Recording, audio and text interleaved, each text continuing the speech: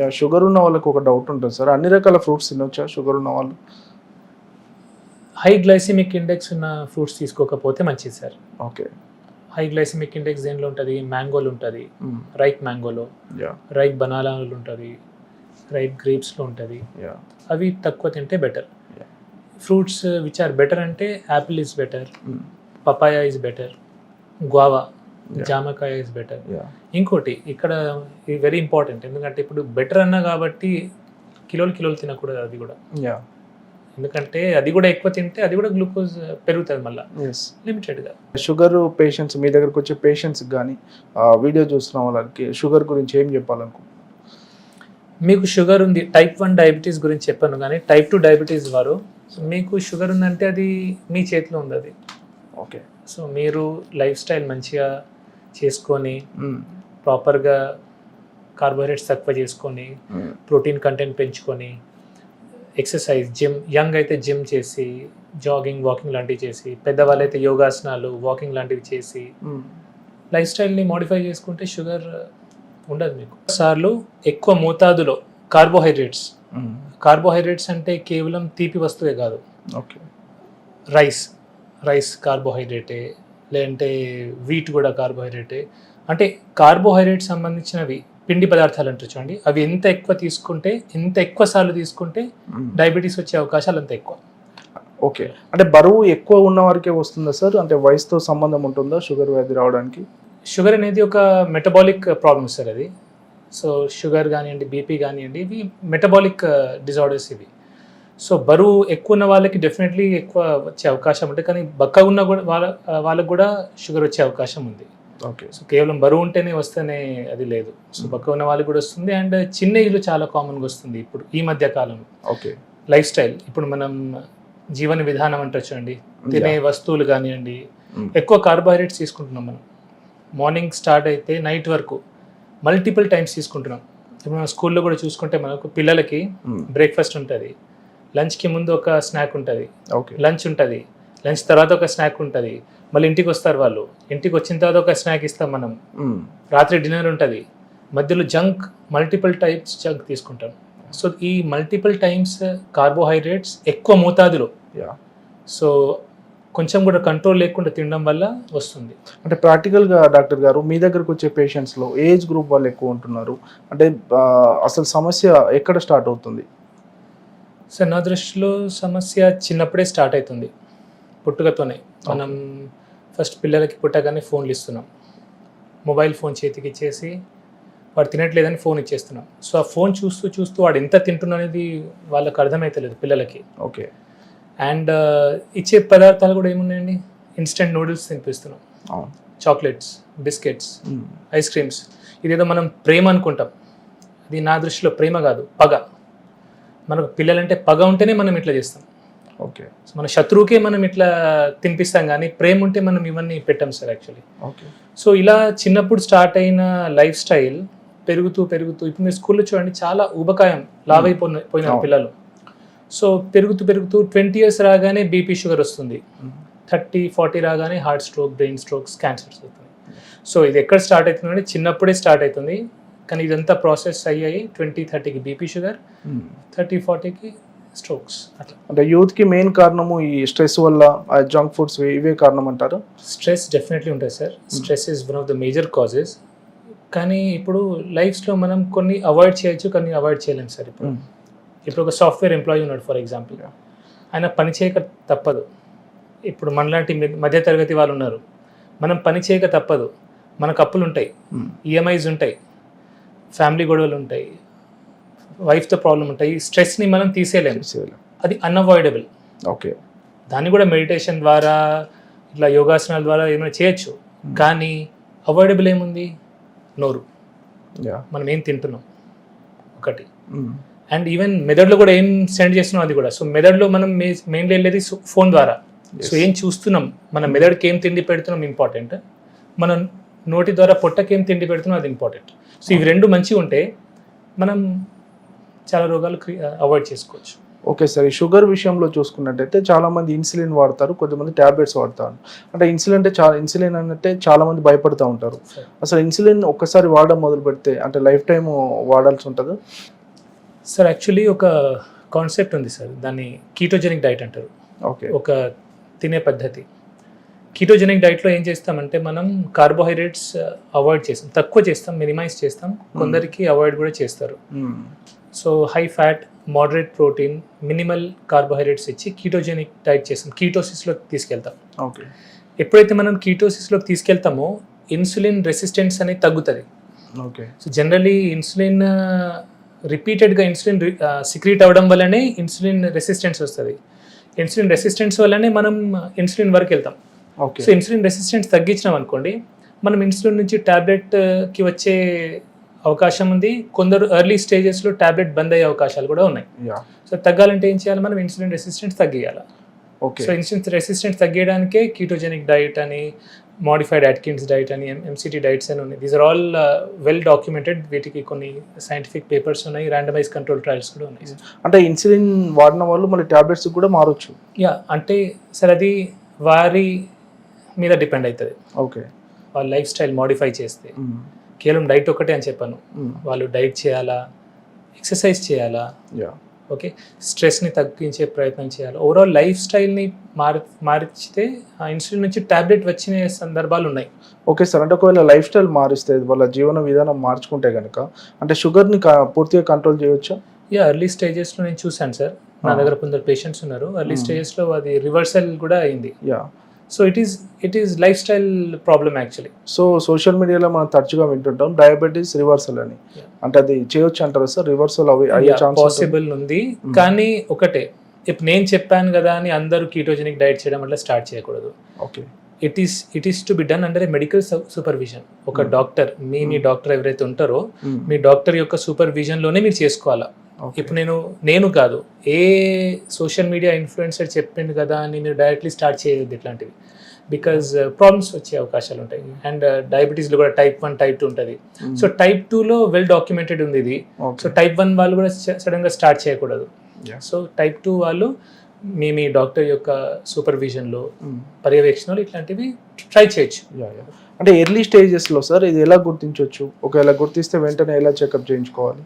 Sir early స్టేజెస్లో అంటే symptoms ఉంటాయి సార్. ఎక్కువ ఆకలి కావడము, దాహం కావడము, కొందరికి తిమ్మిర్లు రావడము, కొందరికి వెయిట్ లాస్ కావడము, multiple ways how you can.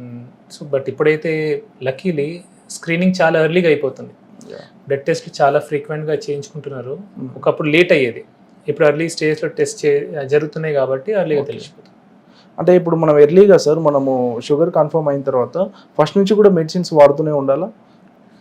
అంటే సార్ అదే చెప్తున్నా కదా sir, if life style modify చేసుకుంటే ఎర్లీ స్టేజెస్లో మనం అవాయిడ్ చేయొచ్చు. డిపెండింగ్ ఆన్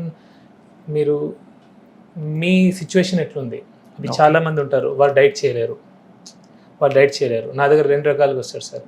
డైట్ చేయలేము సార్, నేను అసలు నాకు వీలు కాదు, మాకు వండడానికి ఎవరు లేరు, నాకు తినకుండా ఉండలేను, అన్నం తినకుండా ఉండలేము. వారు ఖచ్చితంగా టాబ్లెట్ వేసుకోవాల్సిందే, వేరే మార్గం లేదు. కానీ కొందరు ఏంటంటే సార్ నేను ఏమైనా కానీ సార్ నేను టాబ్లెట్ వేసుకోను, నా లైఫ్ ఎండ్ అయిపోతుంది అంటే కొందరు పేషెంట్స్ ఉంటారు, నా లైఫ్ ఎండ్ అయిపోయిందా సార్, నేను ఇప్పుడే షుగర్ టాబ్లెట్ వేసుకోవాలా అని అంటారు. నేను వాళ్ళకి సజెస్ట్ చేస్తాను. సో నేను ఎప్పుడు కూడా నా దగ్గర వచ్చే పేషెంట్స్కి మార్గాలు చూపిస్తాను సార్. సో దే షుడ్, వాళ్ళకి ఒక ఇన్ఫర్మేషన్ ఇస్తాను. అంటే తక్కువ మందులు రాసి మీరు ఎక్కువ లైఫ్ స్టైల్ చేస్తారని విన్నాము. అది ఎంతవరకు సక్సెస్ అవుతుంది సార్? డెఫినెట్లీ సార్, చాలా వరకు బెనిఫిట్ అవుతుంది. ఎందుకంటే సార్ ఇప్పుడు ఏదైతే రూట్ కాజ్, మూలం అనేది మనకు తెలిస్తే మనం 10 మందులు రాయాల్సిన అవసరం లేదు. అలానే నేను మందులు రాయనని కాదు, మందులు రాస్తాను, ఏవైతే చాలా ముఖ్యం ఉంటాయో అవి రాస్తాను. ఎక్సెస్ పిల్ బర్డన్ ఇయ్యను నేను పేషెంట్ మీద, ఎక్కువ టాబ్లెట్స్ వేసేసి 10 గోళీలు అట్లాంటిది 1, 2, 3 అయితే మేజర్ కాజ్ రూట్కి ఉంటాయో. సపోజ్ షుగర్ పేషెంట్ ఉన్నారు, ఇప్పుడు ఇంతకుముందు చెప్పినట్టుగా షుగర్ పేషెంట్ టాబ్లెట్ డైట్ చేయలేనంటే షుగర్ టాబ్లెట్ ఒకటి ఇస్తాను. అండ్ కొందరు heart patient, brain stroke patients ఉంటారు, వాళ్ళకి ఆస్పిరిన్, యాంటీప్లేటెట్స్ అట్లాంటివి ఇస్తాను. ఓకే. అంటే ఇప్పుడు డయాబెటిక్ పేషెంట్స్ రోజువారీ జీవితంలో 3 ఖచ్చితంగా పాటించాల్సిన సూత్రాలు ఏమున్నాయంటే? 3 ఖచ్చితంగా పాటించాల్సిన సూత్రాలు సార్. ఒకటి, exercise. Yeah first very important thing is exercise. ఖచ్చితంగా ఎక్సర్సైజ్ చేయాలా. ఎక్సర్సైజ్ చేస్తే మనకు ఆక్సిడేటివ్ స్ట్రెస్ తగ్గుతుంది బాడీ మీద yeah and mitochondrial health improve అవుతుంది. ప్రతి సెల్ లోపల మైటోకాండ్రియా అని ఒకటి ఆర్గనెల్ ఉంటుంది. ఎస్ ఇప్పుడు మనకు జనరేటర్ ఎలాగో ఈ ఆఫీస్కి అలాగా సెల్ లోపల ఒక మైటోకాండ్రియా అని ఆర్గనెల్ ఉంటుంది. దాని హెల్త్ బాగుండాలంటే మనం ఖచ్చితంగా ఎక్సర్సైజ్ చేయాలి. ఓకే సో ఎక్సర్సైజ్ చేయాలి ఒకటి. సెకండ్లీ డైట్ మీద మనం కాన్సన్ట్రేట్ చేయాలా. ఎక్కువ కార్బోహైడ్రేట్స్ తీసుకోకుండా మినిమల్ పెట్టుకోవాలా. యా ఓకే అండ్ దాంట్లో కూడా ప్రాసెస్డ్ ఫుడ్స్ లాంటివి అలాంటివి తీసుకోకపోతేనే మంచిది.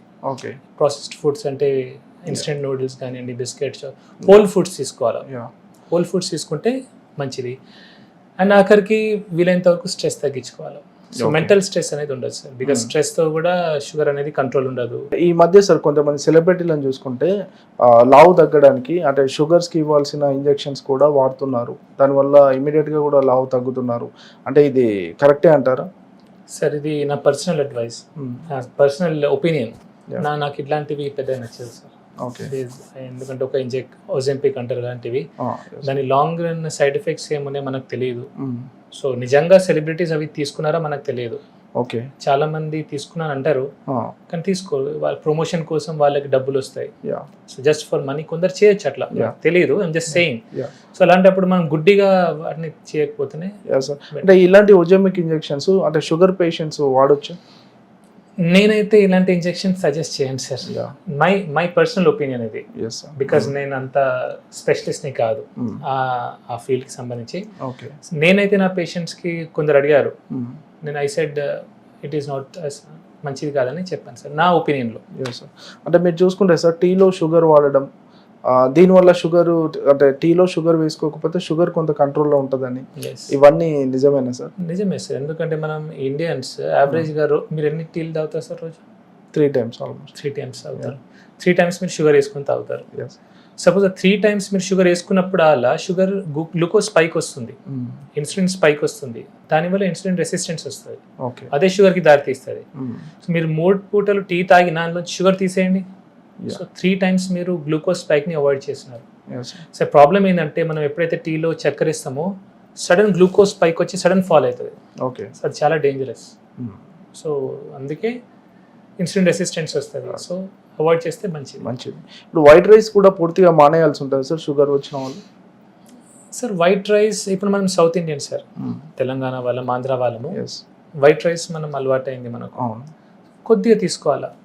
ఓకే నేనైతే వైట్ రైస్ని బ్రౌన్ రైస్ మీద ప్రిఫర్ చేస్తాను నేను పర్సనల్లీ. ఎందుకంటే బ్రౌన్ రైస్లో ఫైటేట్స్ ఉంటాయి, ఫైటిక్ యాసిడ్ ఉంటుంది, and arsenic toxicity, arsenic levels కూడా కొంచెం ఎక్కువ ఉంటాయి బ్రౌన్ రైస్లో. సో నా దృష్టిలో వైట్ రైసే బెటర్, కానీ తక్కువ తినాలా. అండ్ కొంచెం నెయ్యి వేసుకుంటే ఏమైతే అంటే దాన్ని గ్లూకోజ్ సడన్ స్పైక్ రాదు, స్లో ఉంటుంది. అంటే డయాబెటీస్ పేషెంట్స్ బ్రేక్ఫాస్ట్ విషయంలో కానీ, లంచ్ విషయంలో కానీ, డిన్నర్ విషయంలో కానీ ఎలాంటి ఆహార నియమాలు పాటించాలంటారు? అంటే ఖచ్చితంగా ఇలాంటి ప్రోటీన్ కానీ ఇది వాడాలి? డెఫినెట్లీ సార్, ప్రోటీన్ ప్రతి మీల్లో ప్రోటీన్ ఉండాలి సార్. అది డయాబెటిక్ కానివ్వండి, హైపర్టెన్సివ్ కానివ్వండి, లేదంటే నార్మల్ హ్యూమన్ బీయింగ్స్ కూడా, నార్మల్ వ్యక్తులను కూడా, మనం అందరం కూడా ప్రతి మీల్లో ప్రోటీన్ ఖచ్చితంగా ఉండాలి. అన్ఫార్చునేట్లీ మనం ఇండియన్స్ సఫిషియంట్ ప్రోటీన్ తీసుకోవట్లేదు. కార్బోహైడ్రేట్ ఓవర్లోడ్ ఉంది, వెరీ లెస్ ప్రోటీన్ ఉంది. ఓకే సో ఈ మెటబాలిక్ డిజార్డర్స్ అన్ని దానివల్లనే, బీపీ, షుగర్ రావడానికి మెయిన్ కారణం అదే. సో నేను నా పేషెంట్కి అడ్వైస్ చేస్తాను ఏంటంటే ప్రతి మీల్లో ప్రోటీన్ ఉంచుకోండి.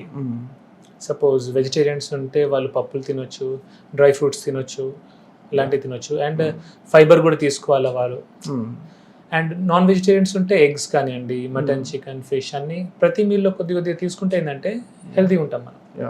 సార్ షుగర్ని మామూలుగా సైలెంట్ కిల్లర్ అంటారు కదా, అంటే తెలియకుండానే బాడీలో ఆర్గాన్స్ చాలా నష్టపరుస్తాం. అంటే మెయిన్గా ఎలాంటి ఆర్గాన్స్ మీద ఎఫెక్ట్ పడుతూ ఉంటాయి సార్? షుగర్ వల్ల డయాబెటిక్ నెఫ్రోపతి, కిడ్నీ పాడవుతుంది, డయాబెటిక్ రెటానోపతి, కళ్ళు పాడవుతాయి, డయాబెటిక్ న్యూరోపతి, నరాలు పాడవుతాయి, డయాబెటిక్ కార్డియోమయోపతి, గుండె పాడవుతాయి.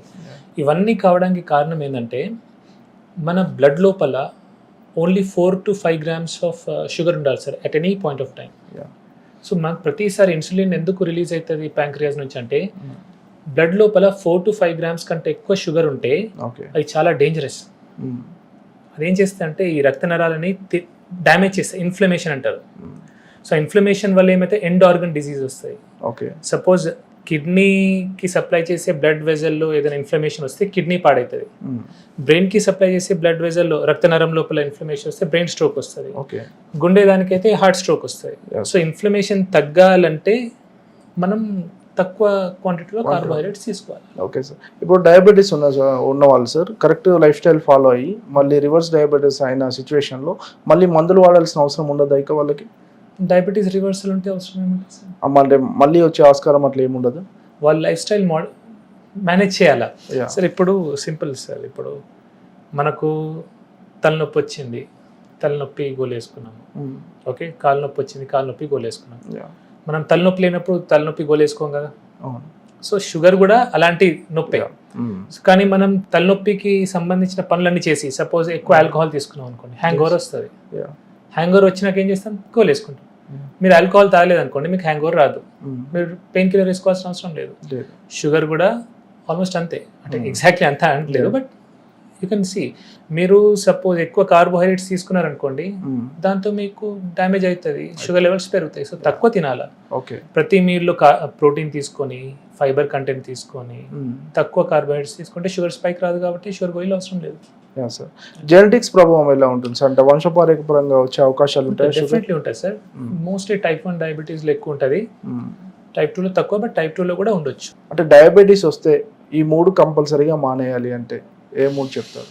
డయాబెటీస్ వస్తే ఈ 3 మానేయాలంటే ఫస్ట్ రిఫైన్డ్ ఫుడ్ ప్రొడక్ట్స్ మానేయాలంటే sir.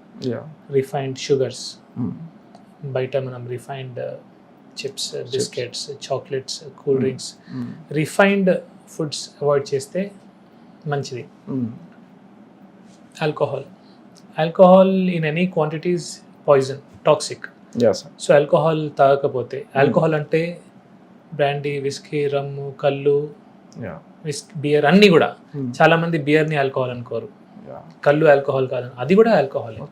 So any form of alcohol తీసుకోకపోతే మంచిది. And anything that causes inflammation sir, inflammation cause చేసే ఏ వస్తువు అయినా సరే అది తీసుకోకపోతేనే మంచిది.